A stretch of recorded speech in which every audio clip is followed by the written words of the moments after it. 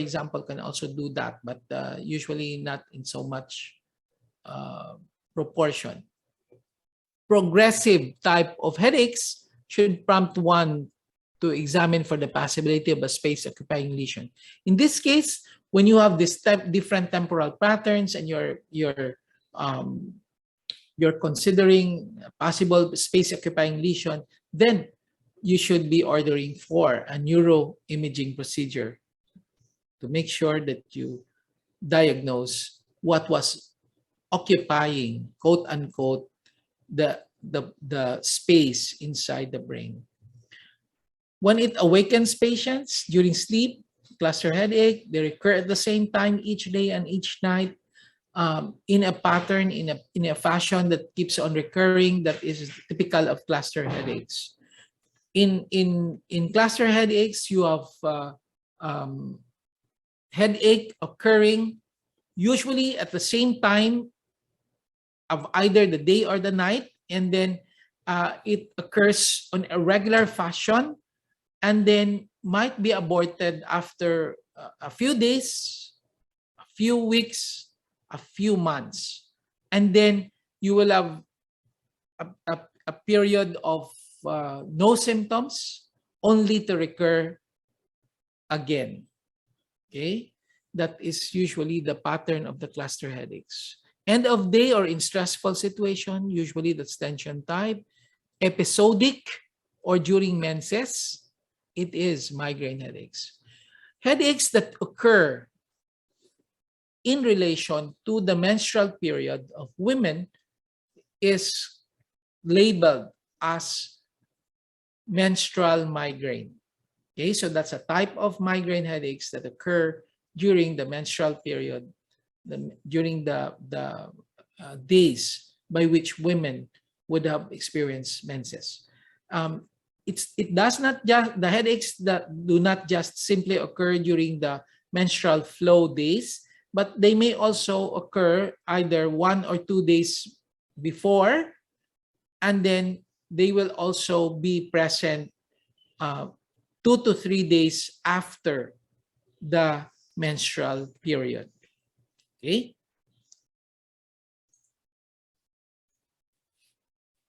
Other features of headache, conditions that will relieve the headache. It's important that we should know this. If darkness relieves the headache, did the headache aborted their occurrence during pregnancy? When the patients vomit, was the headache terminated, or there were changes that occurred with positional change in terms of the character and the severity of the headache? Because then this might point to us the probable diagnosis of the patient's condition. In as much as those that relieve the headache should be noted down, conditions that do exacerbate should be also asked for, like position, straining, anger, excitement, coitus, coughing. Do these things exacerbate the headache? Okay. It's important that we identify that this is coughing related, because we can give anti-cough medications. We can look for the cause of the coughing in order for us to abort the headaches. We cannot tell patients to stop having sex, especially when they are licensed to have sex. Okay. Yesterday was February 14. I'm sure I'm gonna get a few patients after this who will be complaining of coitus headaches. So many engage in sexual relationship yesterday. Whether we want to accept it or not, that's a fact. February 14, all the hotel reservations, all the are quite full, because people would like to be with their loved ones. Okay, we cannot tell them to stop. We cannot tell them to stop having sexual intercourse, especially if Their main objective is to procreate, which is the main reason why people should engage in sexual relationships, to procreate. So that we need to treat these patients. We need them to understand that they can go ahead with treatment. They will not already experience the so-called coital headaches. Okay, so there's still cure for that. But first, we need to identify. Physical examination, we usually concentrate on examinations of the scalp, the face, and the head regions in order for us to know the cause of the headache. Vital signs, temperature. This will prompt us whether an infectious process is going on. Pulse, is the patient tachycardic? We look at the blood pressure, we look at the respiratory rate, very important. As the name suggests, vital, because these signs would prompt us to the possibility that there could be problems. Like we take a look at the heart, not only the rate, but also the rhythm, because of the possibility that there could have been a cardioembolic stroke that was causing the irregularity in rhythm and therefore could have caused the stroke that caused the headache of the patient. Weight loss for malignancy. Signs in the skin can also lead us to the diagnosis, like your meningococcemia lesions, okay, that are very typical and are diagnostic of the possibility of a meningococcal infection in the patient. Remember, you need to treat meningococcemia right away because delay in diagnosis might mean the mortality of these patients. Herpes zoster.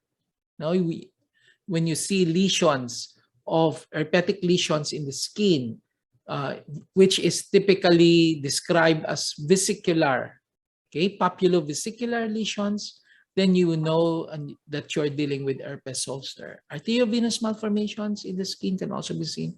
Scalp tenderness, nodularity, erythema, signs of trauma, tongue lacerations, bruit, conjunctival injection, which is another form of or manifestation of autonomic nervous system involvement, which you can see in cluster headaches. Horner syndrome, correct. That's also an autonomic nervous system dysfunction involvement.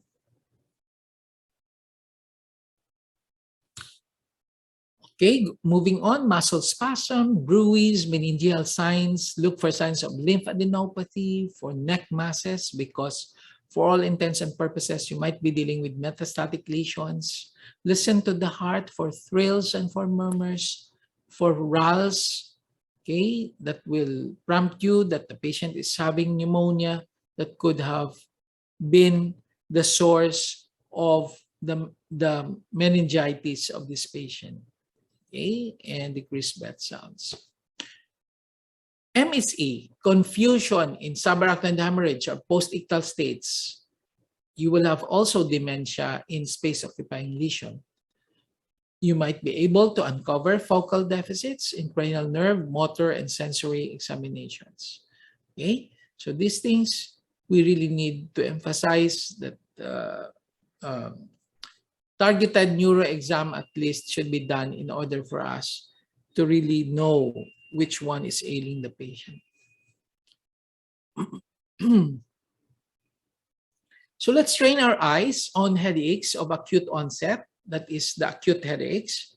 Okay. Let's go into typical examples. Okay, acute headaches that would prompt diagnosis, that should prompt diagnosis and admissions. Subarachnoid hemorrhage, okay? Spontaneous subarachnoid hemorrhage is bleeding into the subarachnoid space. So if you recall, you have your dura, your arachnoid, and your dura, arachnoid, and the pia mater. These are the different layers of the meninges. So when we term it as subarachnoid hemorrhage, that means that you have the dura, the arachnoid, and the pia. So subarachnoid, that means in between the arachnoid space, arachnoid, and then and the pia is the subarachnoid space. So in between the arachnoid and the pia is the subarachnoid space. So that is where you find the blood.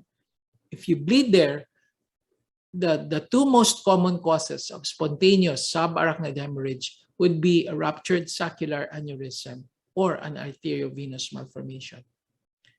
Because if we take if we take the total incidence of subarachnoid hemorrhage, that means spontaneous and non-spontaneous in total, the most common cause of subarachnoid hemorrhage would be trauma. Okay, so it's still trauma because usually when patients go into accidents, they have, for example, vehicular accidents. Subarachnoid hemorrhage is usually seen, so that in totality, the most common cause of subarachnoid hemorrhage is trauma. However, when we talk of spontaneous subarachnoid hemorrhage, spontaneous meaning to say there is exclusion of trauma, so the most common cause would be trauma.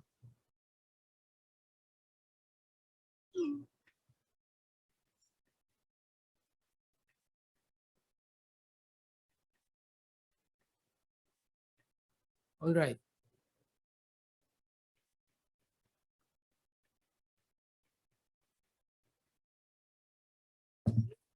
The incidence is about 6 per 100,000 annual incidents.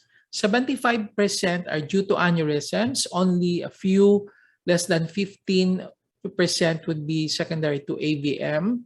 That means that the most common cause would still be a ruptured saccular aneurysm.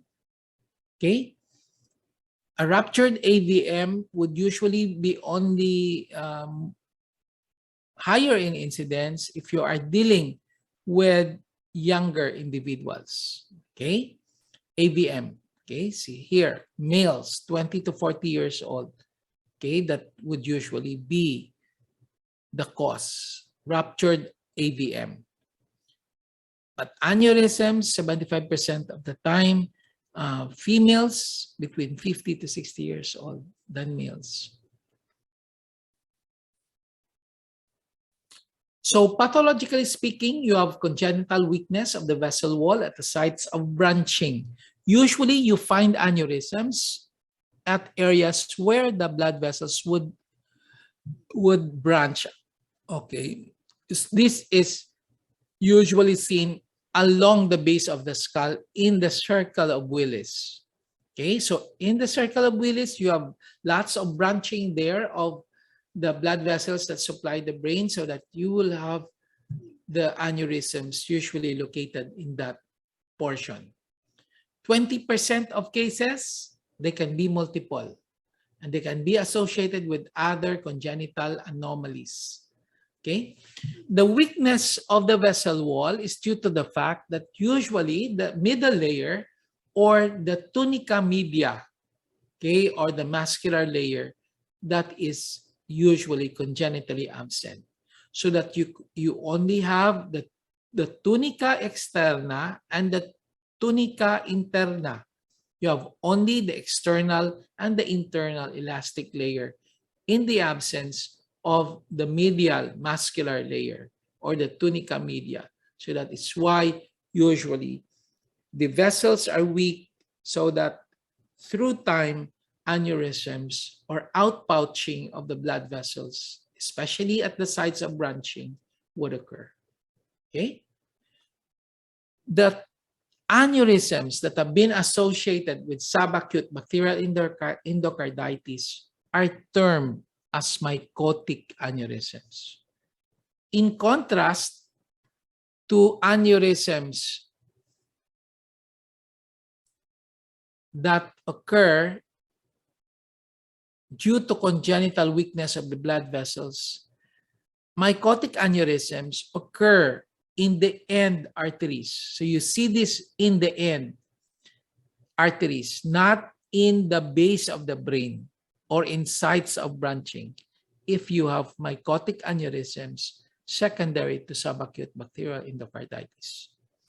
So when we say mycotic, it is usually indicative of the fact that these are secondary to bacterial seeding into the arteries of the brain, infectious in etiology. Arteriovenous malformation, they also cause subarachnoid hemorrhage in 10 to 15% of cases. It is an instance where the vessels bypass the capillary system. So you have a connection of the arterial system directly into the venous system by passing the capillary system of vessels. More often, this results in intracerebral hematoma rather than a subarachnoid hemorrhage. Okay.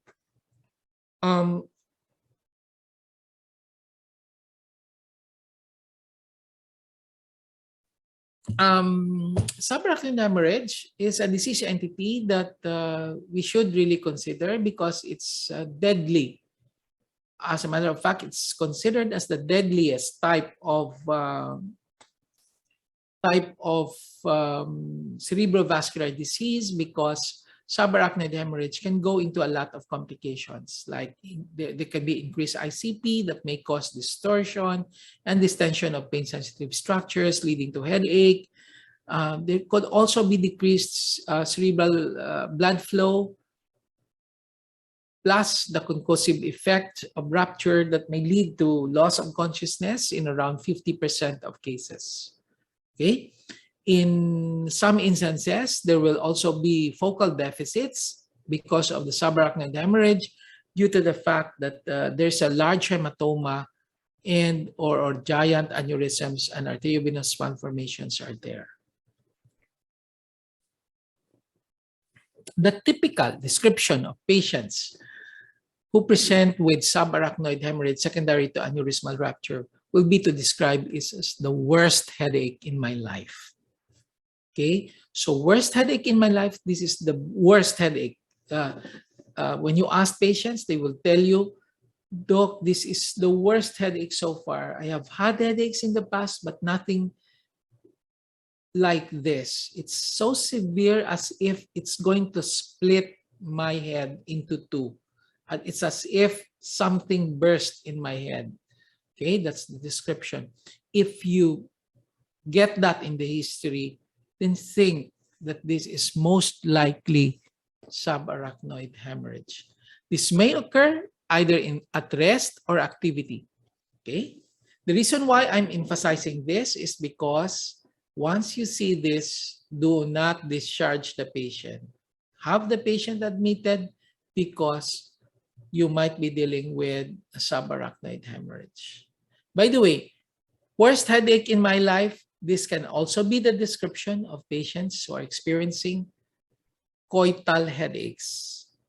Okay, so headaches associated with sexual intercourse may also be described as worst headache in my life. And as a matter of fact, there are also instances of subarachnoid hemorrhage occurring simultaneously also with orgasmic activity. Okay, so it's not only coital headaches, which are quite benign, but subarachnoid hemorrhage also that occurs with sexual activity. Okay. Loss of consciousness, vomiting, neck pain, headache lasting for several days. You will have increased blood pressure. You can have fever due to the release of products of the blood cells that are pyrogenic in nature. That's why you have fever. So that meningitis would also be considered because of the fact that you have fever, signs of meningeal irritation, and headache in subarachnoid hemorrhage. So both meningitis and subarachnoid hemorrhage may present almost in the same fashion. So these two entities are usually considered together because they both present with signs of meningeal irritation, fever, and headache. Patients who are inadequately treated for subarachnoid hemorrhage or have other complications may lapse into lower degrees of consciousness, decreased levels of consciousness, specifically stupor and even coma. And in about 15 or 20% of cases, this may lead to mortality or death.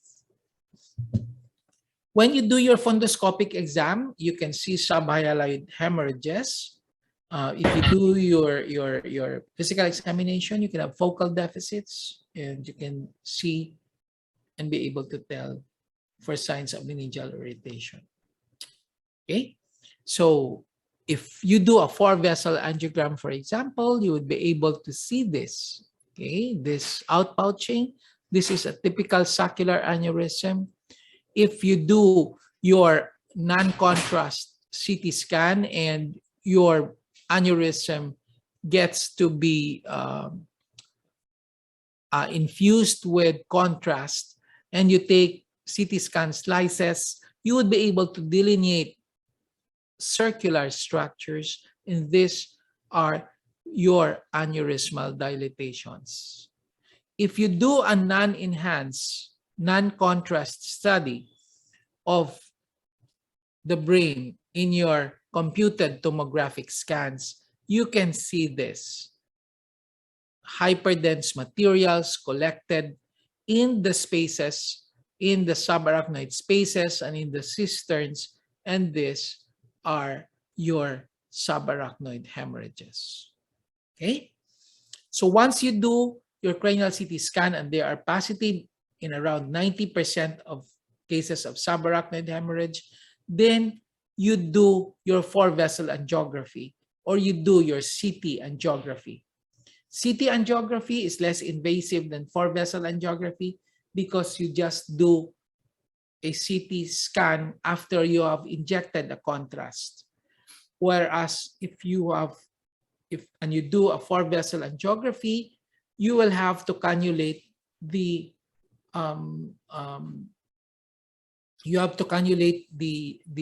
arterial side through the neck, and then you inject your dye.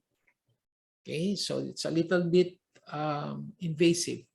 So if you want to avoid that, CT angiogram can be done. Okay, and then you can also have non-specific ECG changes if you do an ECG study in your patients with subarachnoid hemorrhage.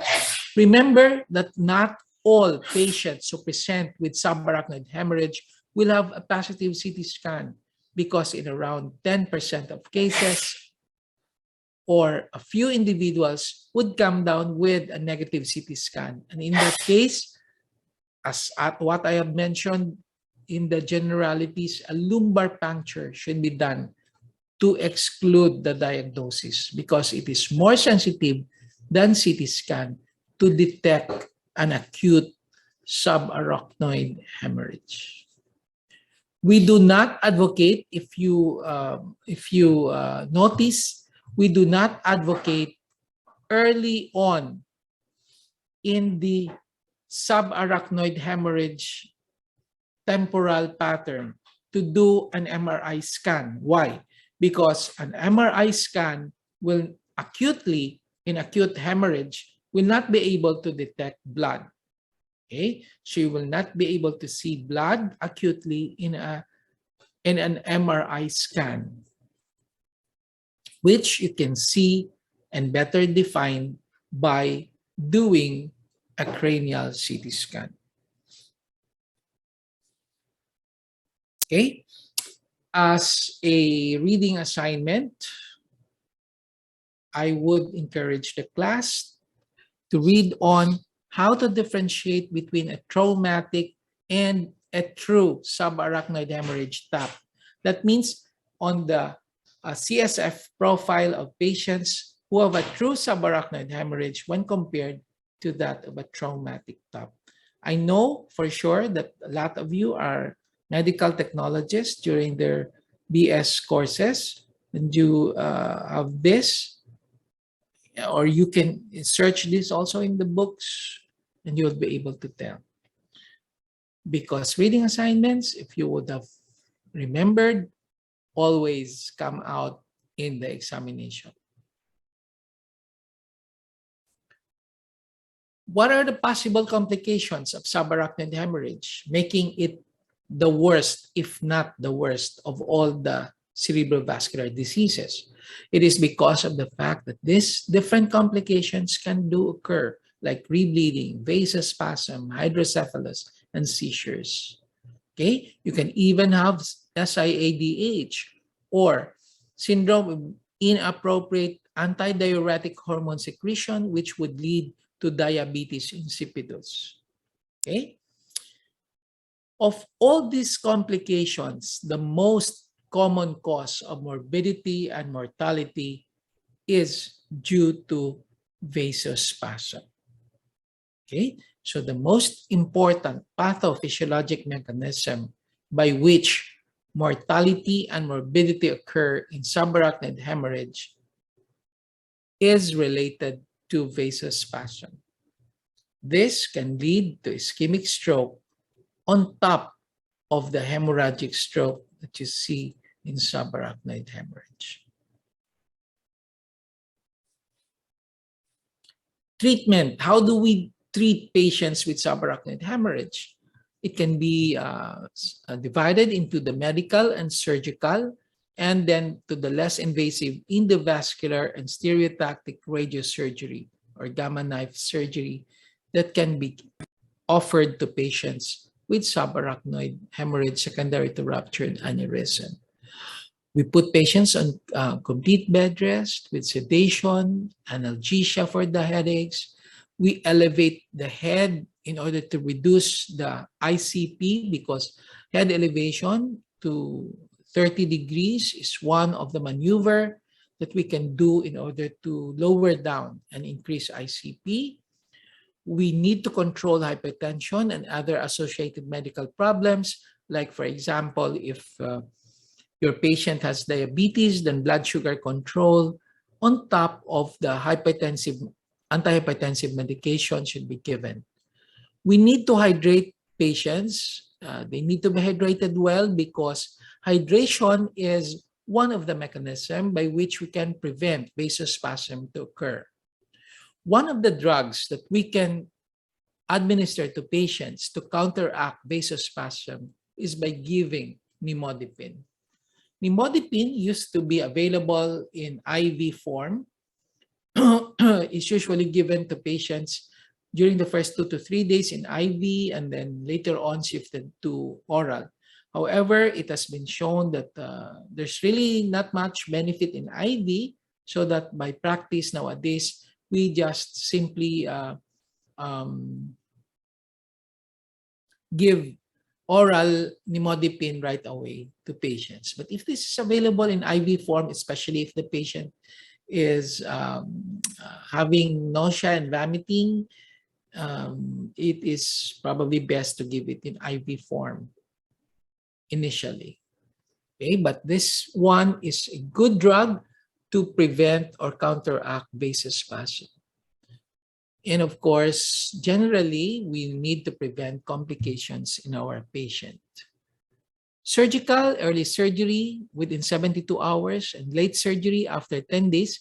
That means when we term it as surgical, we ligate the aneurysm. We take out the aneurysm by ligation. Okay, in the vascular procedure, very semi-invasive, very what you call that? It's a less invasive procedure and minimally invasive. We do endovascular coiling. We go through the femoral vessel, and then go to the heart, go into the area in the brain where the aneurysm is, and then once we're there, we document it by doing fluoroscopy. And once you're there, you insert your coil, or you give your agents that would like glue, no, that would glue and would obliterate the aneurysm. Okay, but we usually do coiling of the aneurysm. Okay, that's the endovascular component. Other cerebrovascular disease that may present as headaches, you have your thrombotic or your cardioembolic strokes, especially if the cardioembolic stroke becomes a hemorrhagic type in the phenomenon of hemorrhagic conversion, then you can have headaches due to the distension of your intracranial space. Hypertensive intracerebral hemorrhage. Okay, so if you have intracerebral hemorrhages, that can also cause headaches, transient ischemic attacks, retinal artery embolism, and in patients who have uh, increased tendency to clot formation or high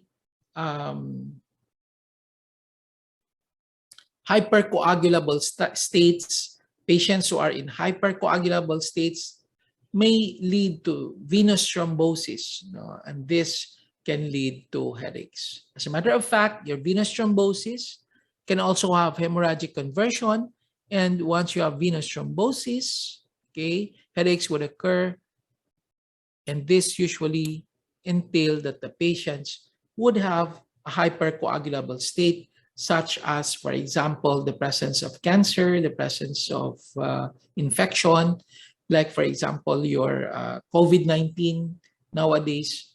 Okay, COVID-19 can have venous thrombosis as a complication, or even thrombotic or intracerebral hemorrhages, and even subarachnoid hemorrhage presentations.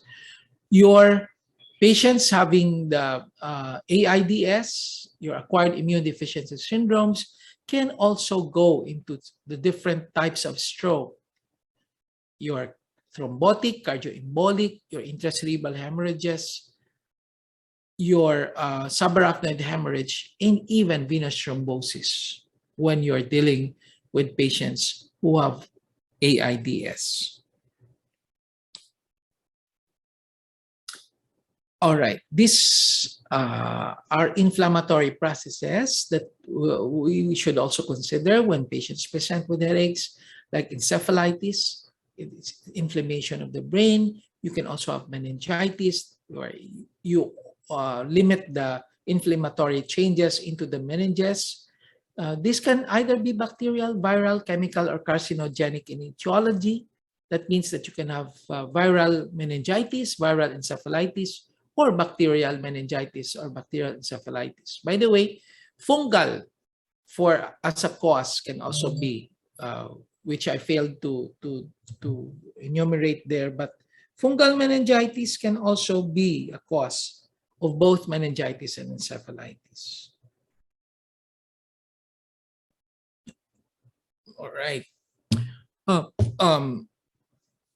Traction, irritation of pain-sensitive structures. You can have throbbing headache bilaterally, occipital, or in the nuchal regions. Headache is usually characterized as being increased by sitting, moving head, and by doing Valsalva maneuvers. Very rare that you will have sudden inflammatory processes presenting as headaches.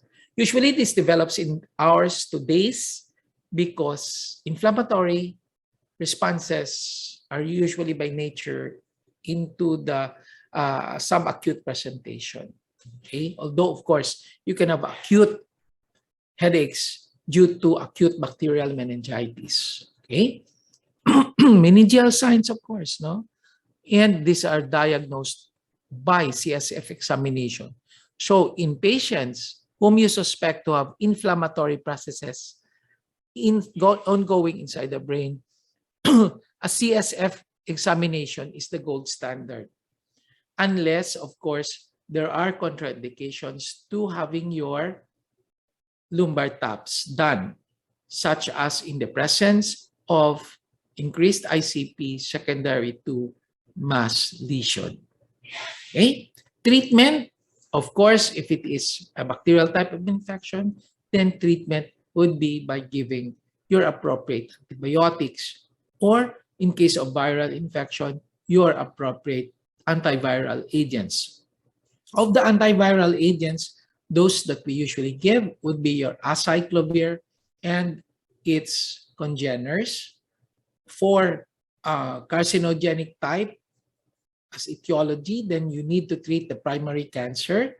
And then, of course, if it is a fungal infection, then appropriate antifungal agents such as your nystatin and your other antifungal agents may have to be given to these patients in order for them to get treated adequately. Your fluconazole for fungal meningitis, like for example, your crypto meningitis or cryptococcal meningitis, this might need your fluconazole as well as your flucytosine to be given to these patients. Okay.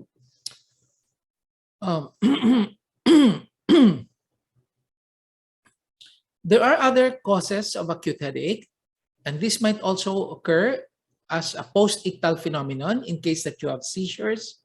Okay.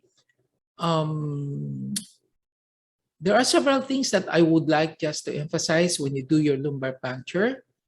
All right. Increased in upright position, relieve the recumbency due to persistent CSF leak. There are instances where after a lumbar puncture, you might experience headaches. And these are headaches that are post-lumbar puncture. Okay. This is usually seen when patients would be in upright position that would usually be relieved or usually improve with recumbency. It is because of the fact that there is persistent CSF leak. What happens if there is a persistent CSF leak? Since CSF maintains to a certain extent the intracranial pressure, you have a phenomenon which we term as spontaneous intracranial hypotension. Okay, so there is low intracranial pressure because of the persistent CSF leakage after you do a lumbar tap. This would usually be seen, for example, in patients who have undergone spinal anesthesia, for example, after deliveries or after total abdominal hysterectomy with salpingo-oophorectomy or your TABSO. Patients would present with headache after the procedure. It is because of a possible persistent CSF leak and leading into SIH or the spontaneous intracranial hypotension. How do we treat this or how do we prevent this? We recommend a small gauge needle and get only limited amount of CSF when doing the lumbar puncture. Okay, and then ask the patient to lie flat after the lumbar puncture. We usually advise patients to lie flat for 3 to 4 hours after the procedure so that you prevent CSF to leak through the tract that you produced when introducing the spinal needle. Another avenue of treatment would be autologous blood being plugged into the area where you inject autologous blood. That means the patient's own blood, you inject it into the area where there is the leak. Okay, so that it will seal off the leaking area. Aside from lumbar puncture, this can also be seen in patients who experience head trauma, as in patients, for example, who figured in vehicular accidents or in cases of trauma to the head, severe blows to the head, as in boxers, or when patients get to be mauled by several individuals, you have severe trauma to the head, you can have spontaneous intracranial hypotension. And this can be deadly if not treated appropriately. Idiopathic intracranial hypertension. In this case, in contrast, your intracranial pressure is high, in idiopathic intracranial hypertension. We will discuss this later on in more detail, but this is the complete opposite of SIH, or spontaneous intracranial hypotension. Headaches can also be seen in hypertensive encephalopathy, as well as in other ocular disorders, such as when your iris gets inflamed or you have angle closure glaucoma. Okay, so one of the things that you need to consider and you need to palpate for would be the tonicity of your eyeball in order for you to possibly diagnose glaucoma as the cause of the headache of the patient. Okay, so just a few lines.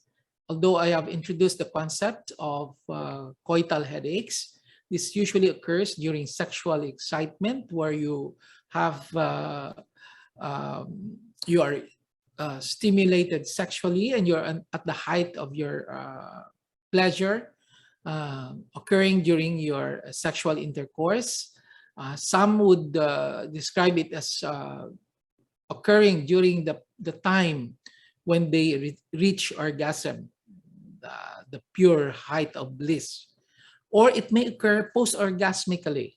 After they have achieved orgasm, patients would describe it as having very, very severe headaches. These are usually benign, but subarachnoid hemorrhage sometimes should be excluded, as I've said, and usually self-limiting. That is, after a few days, this would usually wear off, although there are some patients who would report that it lingered to as long as about more than a week. Males are more affected than females, although females can also report this. But it's usually the males, who would go to the clinic accompanied by their wives, because the wives would probably notice that the males would shy away from the advances of the wife already, because the male pala experience the so-called coital headaches. Okay? So, reminders for the males, if you experience this, okay, subarachnoid hemorrhage is not totally excluded. So have yourself checked. For females, don't worry too much. It's not the end of the line of your sexual oneness with your husbands. It can continue so long as we exclude the possibility that it's subarachnoid hemorrhage. In other words, you can go on with your sexual activities afterwards, that we are able already to clear that there's nothing to be concerned about. Okay? There are also instances where patients would report that after an initial period that it occurred during sexual excitement, that it would again recur independent of sexual activity. Now, this would usually really trigger them to go to the clinic, that even if there's no sexual activity, this phenomenon, after it occurred during one of the sexual intercourse, would happen to them. Okay? How would you probably prevent the occurrence of sexual headaches? If you already experienced this, usually some patients would report that a long foreplay or abstinence, that means that in between your sexual encounters, bigyan nyo naman ng time. Okay? Hindi naman araw-araw. Okay? And do not be in a hurry, especially during these times of pandemic. Do not, nood-nood muna ng Netflix or manood ng YouTubes of how shall I say, programs that are of how shall I term it? Watch programs or movies that are of quality and are of educational nature. I'm not saying that you just simply engage yourselves in those movies with no whatever cultural or social or even educational value. Okay. Since people will have more time to devote to the family, when you do engage in sex, engage in long foreplay if you ever experience sexual headaches. Usually no treatment, but for my patients, I usually give some drugs, uh, just to lower down usually the allays and the fears of these patients. I give little sedatives, and that would usually work and would usually calm their nerves, and they return usually to their usual activities afterwards.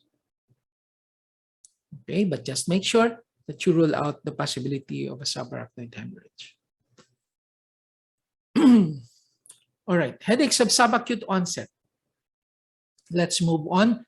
Giant cell arteritis, or otherwise known as temporal arteritis. This would be later on covered in details when you have your third year in your medicine and in your rheumatology, specifically where it's a connective tissue disease where the medium-sized arteries are involved.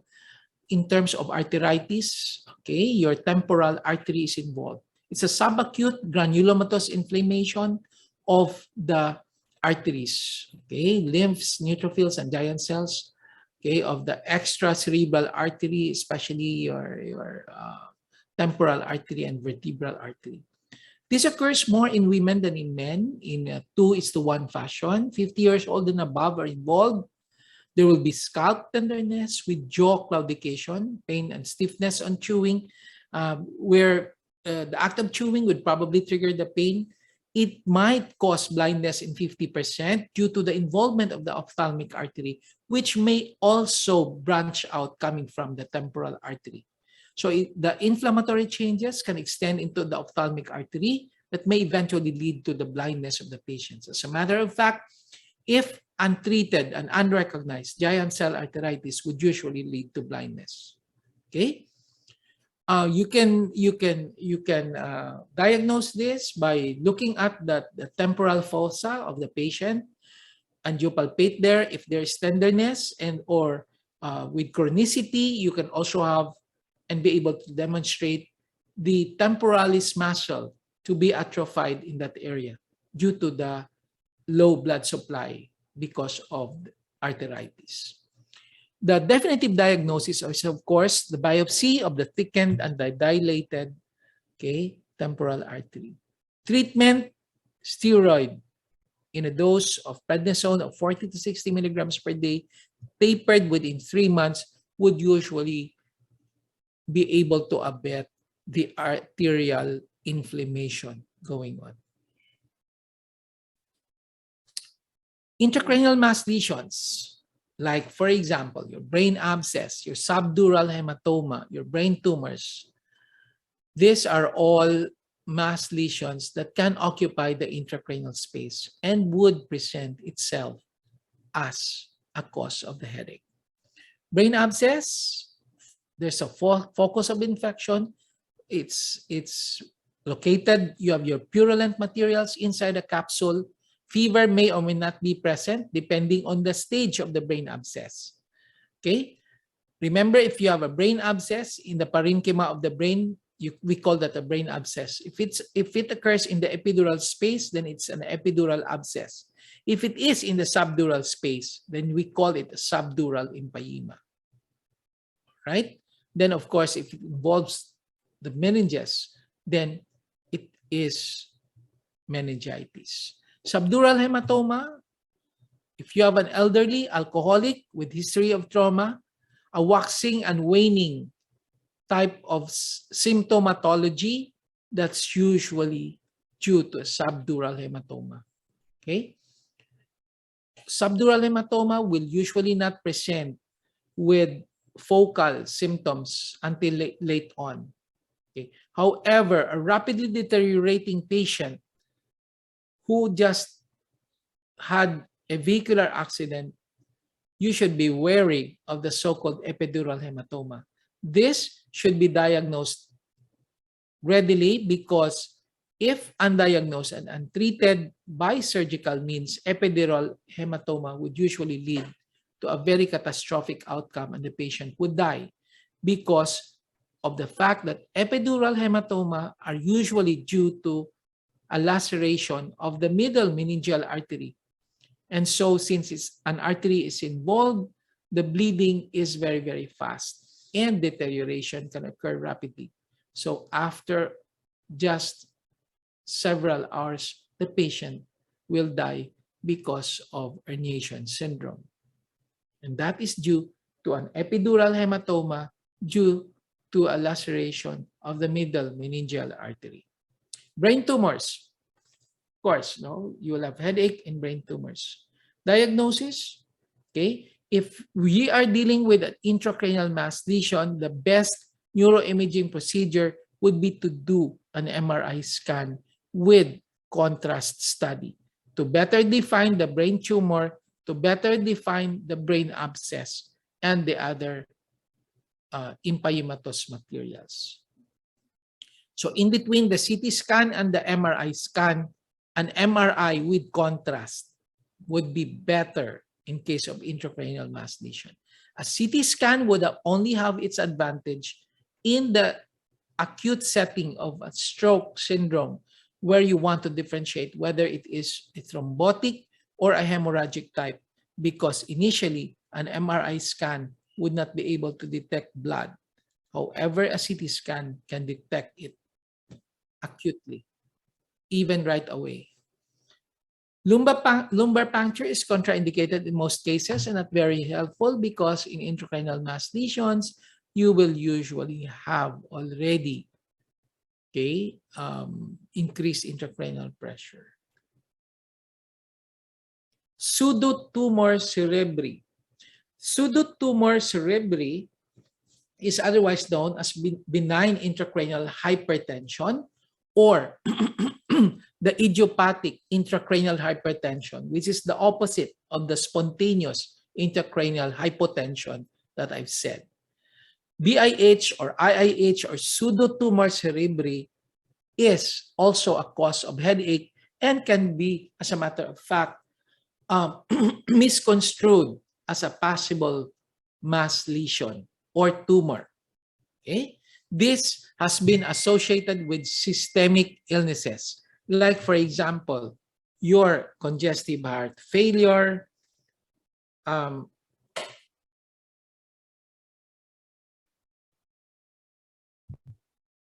your hypervitaminosis A, and endocrine dysfunction have been associated with BIH or IIH. It has also been seen in some patients who take contraceptive pills. Okay, so it's not good for us to take lots and lots of vitamin A. For example, those who have problems with sight, with vision, they usually take mega doses of vitamin A. It's not good because BIH or benign intracranial hypertension or idiopathic intracranial hypertension can occur. Majority of these cases, as I've said, are idiopathic. That means you're not taking and having any of these things, and yet you have BIH or IIH. How is this identified? We do fundoscopic procedures. We will be able to see papillary edema or even optic atrophy in the long run. Remember that after papillary edema, eventually because of the continued increased intracranial pressure, your optic nerve will go into atrophy and you will have permanent visual damage because of a long-standing increased intracranial pressure due to pseudotumor cerebri. Usually, there will be no non-localizing signs and symptoms of increased ICP. What we would be able to see in neuroimaging procedures would be to see slit-like ventricles on CT or MRI with no mass lesions. Okay, how do we treat this? In terms of medical maneuvers, acetazolamide at a dose of 250 milligrams per tablet 3 times a day, or prednisone at a dose of 60 milligrams per day would usually be able to control. However, um, if there are associated systemic illnesses, then treatment of the systemic illnesses should be prioritized. Neuralgias, right? Trigeminal neuralgia, okay, in the distribution of V2 to V3. Glossopharyngeal neuralgia, swallowing might trigger it, may be associated with syncopal attacks. This is usually seen when you take in foods that are in with extremes that are in extreme temperature, either too hot or too cold. Okay, that would be the triggers. Post-herpetic neuralgia, V1 distribution usually. You would be able to identify vesicular lesions or scars in the distribution of cranial nerve 5 in the first division. Diagnosis, clinical, again, no, emphasizing the fact that it's on clinical grounds, only during a complete history taking and a thorough physical examination. CT scan is done usually only to rule out space-occupying lesion. Treatment of trigeminal neuralgia, glossopharyngeal neuralgia, or post-herpetic neuralgia, your anti-seizure medications, carbamazepine 600 to 1,200 milligrams per day, phenytoin, gabapentin, and pregabalin, which are all also anti-epileptics, can be given to control the pain occurrence. Chronic headaches. Just a few things about chronic headaches. I know that you're a little bit wary because I'm introducing lots of concepts and lots of things, but these are all what we can probably just discuss, and which I feel would be fitting enough for you in neuroscience. You don't have to really know the details of each and every one of this and know them, because you would be tackling this some in your medicine too, in internal medicine, when you will be with us next year. Some of these disease entities you will be meeting on if you have your rotations already in the different hospitals, and you would have more of this exposure, both the details and the nitty-gritty things about these different disease entities when you go into internal medicine, and especially in neurology, and for that matter in the subspecialty of headache medicine.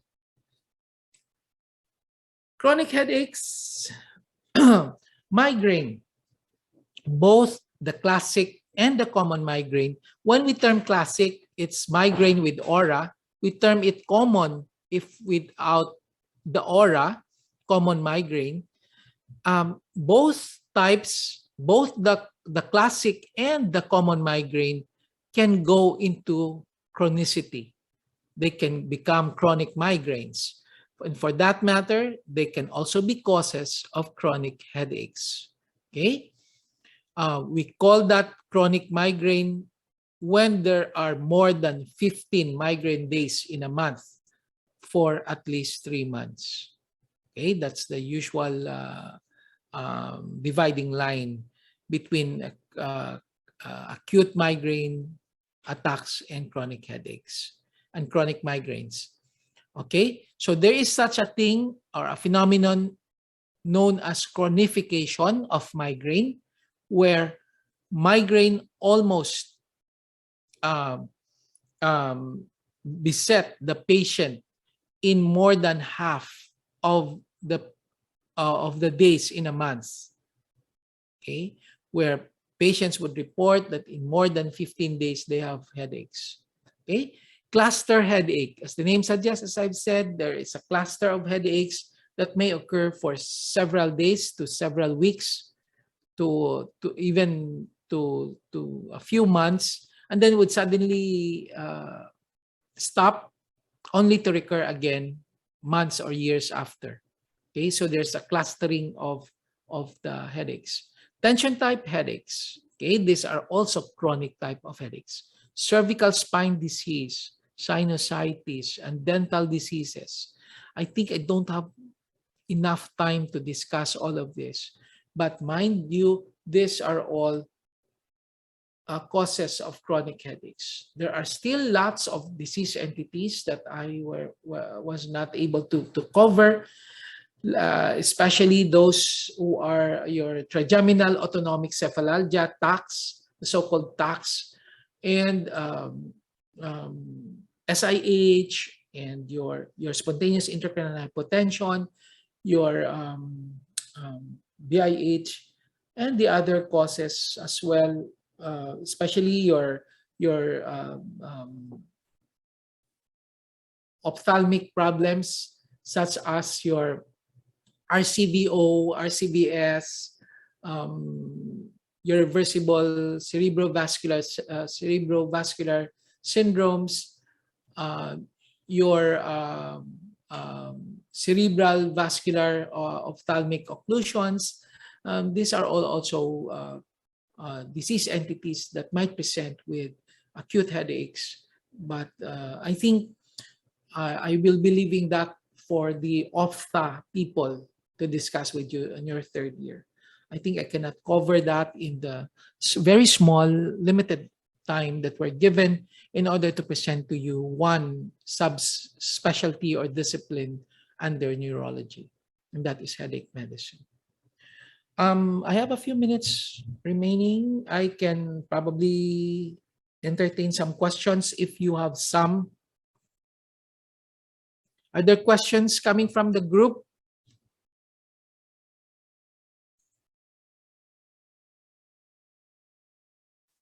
Are there questions? Doc, good afternoon, Doc. Yes. Ko bala, Doc, regarding, Doc, sa precipitating factors, bala, Doc, na mention mo nga ang food makos man sang headache. Ang coffee, Doc, especially, Doc, if strong kaayo, pwede gid, Doc, makos sang severe nga headaches or migraine. Migraine, yes. There are some patients who will also mention that coffee would be able to trigger, especially strong coffee. That means that there's more caffeine in it.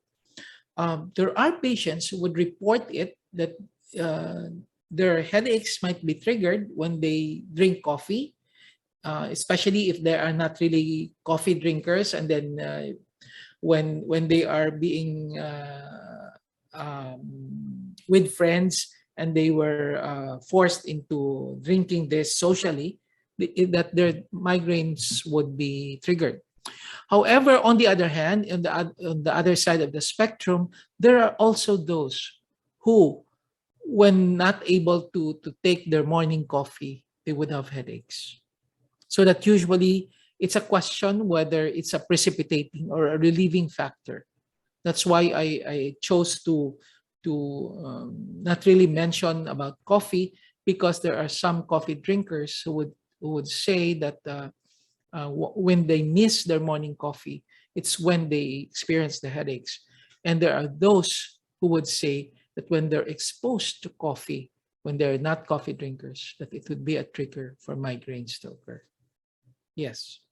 But it do have some relations, but not so many patients. That's why, as a matter of practice, I still do allow my patients to drink coffee, just for them to just be on the cautious side, that if this really trigger more headache days, then they have to probably avoid that, or go into and use decaffeinated coffee or less amount of coffee granules into their coffee. Yes. I hope that answers your question. Thank you, Doc. Yes. Are there more questions aside from that from Christine? Christine Pearl. Princess May, do you have any question? Doc, regarding na Doc, sa kay Christine bilang naging ask. Yes. So, why is that so ang What iban? Doc, about? na doon nga kung na-accustom na sila blood Doc sa pag-drink ng coffee, na withdrawal na Doc nga ginatawag kung hindi sila kainom for Yes, practice. probably because they're already addicted. Their system has already been exposed to caffeine for quite some time. There's such a thing, a phenomenon, because caffeine, if really taken in high amounts, can really be to a certain extent, can be labeled as something that probably be addictive. Yes, it can be a form of withdrawal from caffeine. Thank you, Doc. Yes. Gwendolyn, Hello, you have Doc. a question? Yes. Yes, Doc. Yes. Regarding Doc sa cluster headache, Doc, Yes. you mentioned earlier nga involved man ang pati ang eyeing area. Yes. Um, is it normal nga like whenever for my case, whenever I get migraines, it's always on the same side? One Is that side. Doc? By nature, migraine attacks are usually one-sided. You seldom get it on both sides. Although there are some patients, but it's only a very few who would report it bilaterally. Cluster headaches. Cluster headaches would usually be marked with autonomic symptoms. That means there's increased tearing, there's increased mucus production, there's even Horner syndrome in some of these patients. But the cluster, the main differentiating point is the clustering of the headaches. It really clusters on several days, occurring on the same day and on the same time. So, like for example, it usually occurs between 2 to 4 in the afternoon or between 9 and 10 in the evening. That would be the mark of the clustering of the headaches. So, headache on the same time of the day for several days and then stop. And then after several months or after a year, it recurs again.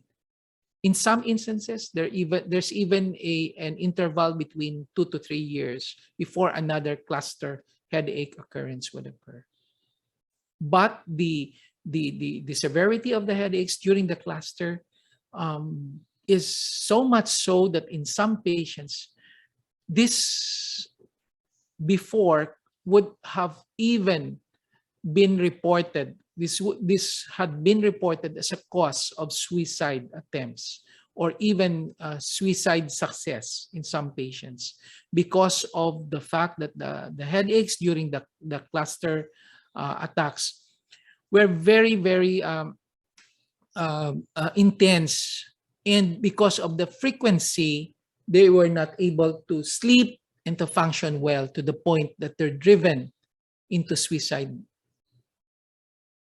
Okay, so this is actually labeled, historically speaking, as suicide headaches. So it's important that you should be able to identify this because if untreated, this might trigger a suicide attempt in the patient. Thank you, Doc. Yes. Any more question coming from the group? I check. Doc, good afternoon. Yes. Doc, Go how ahead. about exertional headaches, Doc? Like whenever you work out or go for a run, like what causes that? Exertional headaches, usually, unless you are already on the verge of, remember, the best form of exercise is that of aerobic type of exercises. Unless you really want to develop really muscles and you really are going into bodybuilding, the requirement and the best form of exercise would be that of aerobic exercises. It is because of the fact that during aerobic exercises, you are just within the aerobic limits. That means that you do not get hypoxic. You are able still to function in terms of your metabolic processes in the aerobic side of the equation. I hope you remember your biochemistry, where you were told that during aerobic metabolism, these processes do occur. Whereas there are also processes that would ensue once you go into the anaerobic type of metabolism. Remember? Correct? And there are also differences between the aerobic and the anaerobic type of metabolism in terms of the number of ATPs being produced, correct? More ATP, which is needed for energy production, is being produced with aerobic type of metabolism, whereas anaerobic type of metabolism will have a very low or very ineffective way of metabolizing your different substrates. Less ATP is being produced in the long run. Now, in terms of exercise, you need your ATP, correct? For your metabolic processes to go on. Since if you are exercising already, exerting too much, and you are now on the scale where your type of exercises are already on the anaerobic type, you shift now to the anaerobic type of metabolism, then your anaerobic processes would come in, and this would be less effective because you go into an aerobic type of metabolism, less ATP is being produced, less ATP would be available to power your overall metabolic processes. And this would eventually lead to less supply of all the needed nutrients also in your brain. And so if you exert too much to the point that you go into anaerobic metabolism, then it would be a consequence that later on you would go into a probable hypoglycemia, and this can also trigger a headache attack, because one of the precipitating factors of a headache attack would be hunger or hypoglycemia. Okay? In essence, that is the pathophysiology of how a probable overexertion would cause a probable headache occurrence in a patient who is exercising. So it's good. How do you know that your exercises are within aerobic limits? We call it aerobic. The rule of thumb is your exercises should be aerobic when you can still talk regularly while doing the exercise.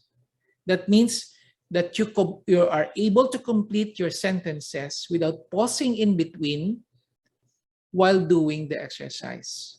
If you pause, that means you talk in phrases and you need to pause in order for you to breathe while doing the exercise, then that is no longer an aerobic exercise. That could be an anaerobic type of exercise by then. For you to get the benefits of the exercise, you only need to be on the aerobic side of exercises. And you need only 20 to 30 minutes of that for healthy living.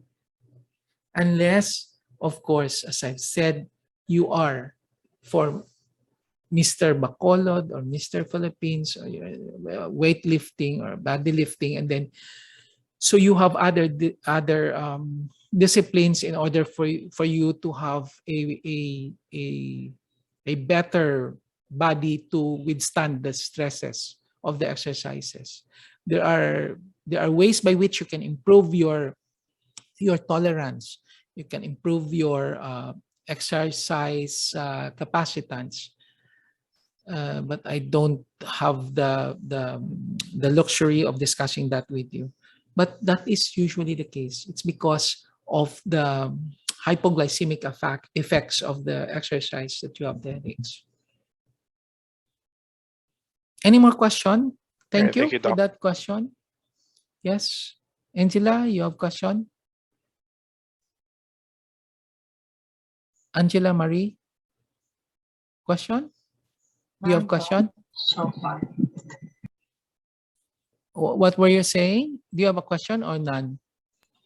None, Doc. Okay. Anna May, do you have question? None, Doctor.